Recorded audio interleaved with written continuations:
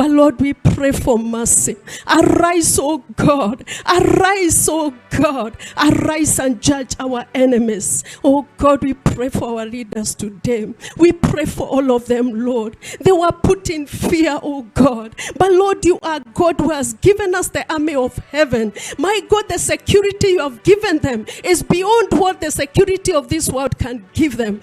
And Lord, we know that you are watching over them, and no evil shall ever befall them. Because, oh God of heaven, oh Judge of all judges, arise and adjudicate. Arise, oh God. We thank you. We know that you have done it, oh Lord. We dedicate this soil of Kenya into your hands, and we cover it with the blood of Jesus. And we declare no more shedding of blood. No more shedding of blood. Arise and fight for us, oh God, that we shall see your glory and we shall glorify your name. In the name of our Lord and Savior Jesus Christ, we pray and worship. Amen. Amen.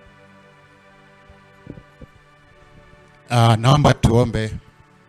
Baba wetu wa mbinguni, tunasema ni asante hata kwa ajili ya adhuhuri ya leo.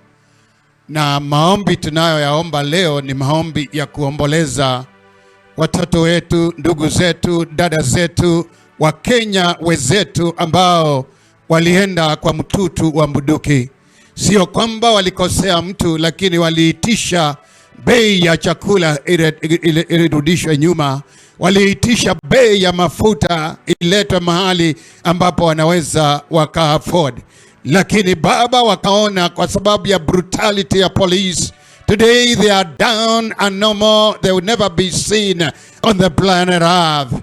We want to pray, my Father and my God, even as the other people, men and women have prayed, that justice will be done for these who have been killed. Tunataka tuombe Baba kwa ajili ya security ya nchi yetu hii.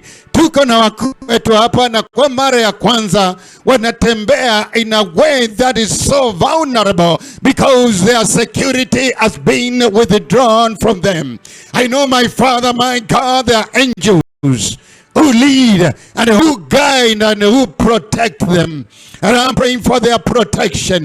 Tunajua kwamba walivyokwenda katika shamba, Kaini na ndugu yake Habili aliinua upanga na akamuua ndugu yake.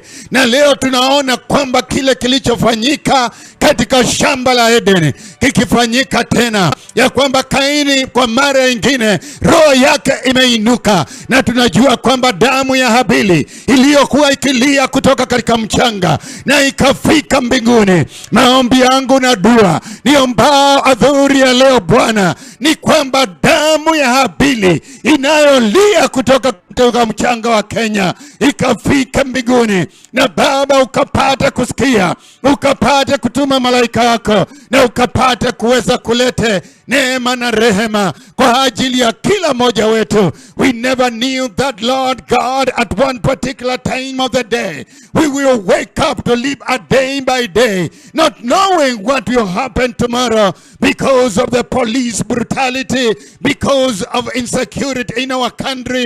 We've been in this country a long time, my Father, my God. We've just finished another term that was with His Excellency Uhuru Kenyatta, and we enjoyed every kind of a freedom, even freedom to criticize him. And He never, Lord God, took us to the point where we are. We are praying, my Father, my God, that you're going to intervene. We are praying for that freedom as our leaders take us, Lord God, to go and picket, protest, do every kind of a thing. Lord God, go with us. In the name of Jesus Christ, we are crying, we are mourning, we are calling upon the heavens, and we pray that you will come to the rescue of this great nation, Kenya, and that you will not go to the dogs like the other nations which have taken the path that has been taken by the leadership of God. We pray that, Lord God, you be able to intervene. In the name of Jesus Christ, the Son of the living God, we pray, and everybody that has breath say amen.